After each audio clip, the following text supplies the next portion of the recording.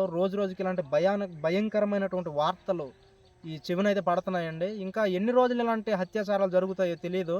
ఎవరిని కూడా సొంత ప్రజల్ని కూడా నమ్మలేనటువంటి పరిస్థితులండి. మరి సొంత బంధువునే కావచ్చు, సొంత మిత్రులనే కావచ్చు, ఎవరిని కూడా నమ్మలేనటువంటి రోజుల్లో మనమున్నాం. రాబందులుండే మరి లోకంలో ప్రెజెంట్ అది జీవిస్తున్నాం. ఆడపిల్లలకి సేఫ్ అనేది లేదండి. మరి ఇలాంటి దాడులు, ఇలాంటి అత్యాచారాలు ఆగాలని మనస్ఫూర్తిగా కోరుకుంటున్నానండి. దయచేసి మీడియా మిత్రులందరికీ, యూట్యూబర్స్‌కి అందరికీ నేను తెలియజేస్తున్నది ఒకటేనండి. వ్యూవర్స్ కోసం గానీ, డబ్బుల కోసం గానీ మీరెవరూ కూడా చెయ్యకండి ఇలాంటి కంటెంట్‌లో. ఏదో ఇప్పుడు ట్రెండింగ్‌లో ఉంది కదా!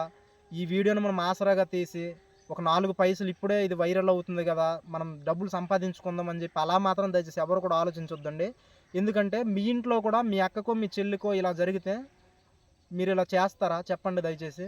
దయచేసి మనమందరం కూడా మనసున్న మనుషులం గాబట్టి తప్పకుండా మన ఇరుగు పొరుగు వారందరూ బాగుండాలని కోరుకుందాం. అంతేకాదు వైష్ణవి హత్య కేసులో ఆ హంతకుడికి ఉరిశిక్ష పడేలాగా ప్రతి ఒక్కరము మరి అన్న చెప్పాడు కదా ఇందాక, ప్రతి ఒక్కరు మేము కూడన్నా నీకు హెల్ప్ చేసిన అంటే మేము కూడా నీకు హెల్ప్ చేయడానికే చూస్తాం. ఎందుకంటే ఇది నీ ఒక్కడి సమస్య అయితే కాదు. మా అందరి సమస్య కూడా ఇది. ఇది అతి త్వరగా హంతకుడికి శిక్ష అనేది పడాలి. మేము కూడా నీ ముందుండి, నీ వెనక ఉండి మేమైతే సపోర్ట్ చేస్తాం.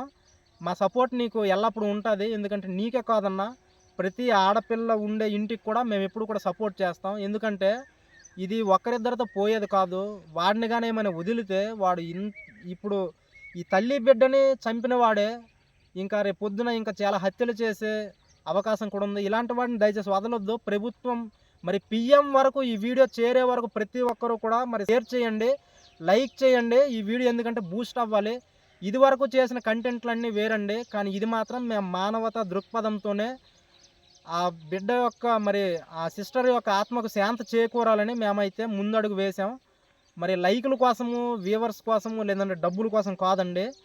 ఆ యొక్క ఆత్మకు శాంతి చేకూరాలని, ఆ యొక్క వైష్ణవి మరి యూట్యూబర్‌ని మరి ఆ యొక్క ఆత్మ శాంతించాలని, ఆ వ్యక్తి పట్ల ఒక మంచి న్యాయం అనేది జరగాలని ముఖ్య ఉద్దేశంతో ఈ వీడియో చేయడం జరుగుతుంది కాబట్టి దృష్టిలో ప్రతి ఒక్కరు పెట్టుకోండి ఫ్రెండ్స్. మరి అంతేకాదండి ఈ వీడియోని ప్రభుత్వం వరకు కూడా చేర్చండి.